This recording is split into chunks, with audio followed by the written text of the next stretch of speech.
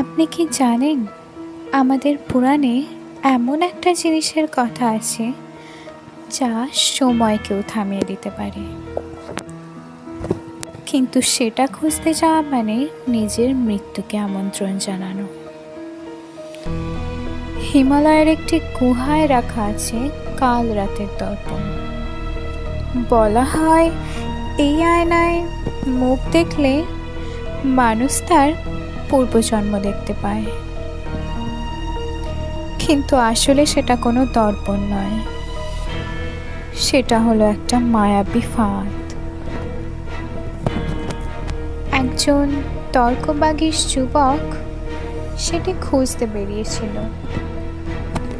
আসলে পরীক্ষা করতে চাইছিল যে আসলে কতটা সত্যি। সে যখন সেই দর্পণের সামনে দাঁড়ালো, সে দেখল তার নিজের চেহারা নয়, বরং একটা 1000 বছর পুরনো প্রেতাত্মার অবয়ব। আর ঠিক তখনই সেই আয়নার ভেতর থেকে একটা বীভৎস হাত বেরিয়ে এসে তাকে ভেতরে টেনে নিল। সেই যুবকটি আর কখনো ফিরে আসেনি। কি আছে সেই মায়াবী আয়নার পিছনে?